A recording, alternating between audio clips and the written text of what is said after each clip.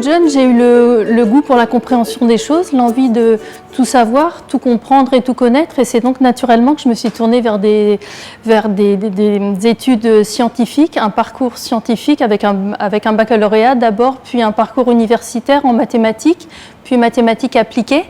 J'ai recherché mon stage de fin d'études dans un institut de recherche qui me paraissait naturel, que j'ai trouvé donc à l'INRA, l'Institut national de recherche agronomique. J'ai ensuite eu un contrat d'1 an à l'INRET, l'Institut national de recherche sur les transports et leur sécurité. Parmi les rêves que j'avais à l'époque, c'était la Bretagne et la mer, avec notamment parmi mes meilleurs souvenirs toutes mes vacances passées chez ma grand-mère dans les Côtes d'Armor. Et je dirais presque naturellement que c'est ouvert à moi l'opportunité d'un contrat à l'Ifremer, qui consistait à modéliser les statistiques extrêmes pour dimensionner les plateformes pétrolières. Au bout de 5 ans passés dans ce service, j'ai continué dans le département d'économie maritime.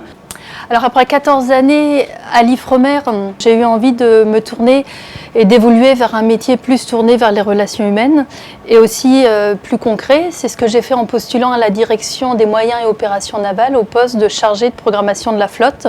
Il consiste à suivre le déroulement des missions à la mer et à assurer que ces missions à la mer se déroulent de façon optimale, notamment à faire le lien entre les scientifiques et l'armement G-Navire, qui est le gestionnaire technique de l'Ifremer.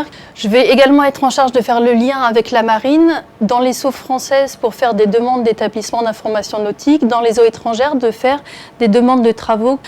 Ensuite, il va suivre tout un processus où on interviendra également après le déroulement de la campagne sur tout ce qui est documents de fin de campagne et débriefing sur ce qui se sera bien ou mal passé. Et une seconde partie importante de mon travail, c'est déjà travailler à la construction de ce que sera le planning des navires pour l'année à venir, c'est-à-dire 2017, et voire travailler au calendrier pluriannuel, donc 2017-2018. Oui, alors je trouve que mon métier est tout à fait compatible avec la vie personnelle que je souhaite. À titre d'exemple, j'ai la chance d'avoir des enfants et quand j'ai eu ma fille il y a 10 ans, j'ai tout de suite exprimé la demande à mon supérieur de passer à temps partiel, de ne plus travailler le mercredi et de passer à 90%. Cette demande a tout de suite été acceptée et bien reçue. Depuis que je suis en charge de la programmation des navires hauturiers il y a quelques mois, ma charge de travail a augmenté, ce à quoi je m'attendais et donc j'en suis également contente. J'ai également plus d'embarquements. J'ai donc exprimé la demande de repasser à temps plein à compter du printemps. Je reprendrai donc à temps plein mais en gardant la possibilité de poser des mercredis après-midi, soit en récupération, soit en congé.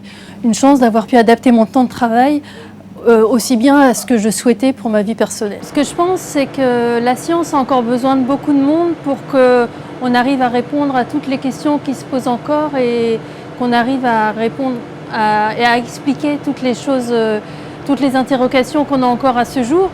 Et il me semble aussi, j'en suis assez convaincue que les femmes ont leur place comme les hommes à ces rôles-là. Et donc le conseil que j'ai envie de donner aux jeunes femmes qui sont intéressées par la connaissance, par la compréhension des choses, c'est d'oser se lancer si tout ça les intéresse et de se faire confiance. Surtout, plus on croit en certaines choses et plus on y arrive. Donc surtout, il faut croire en ses rêves et souvent ils se réalisent.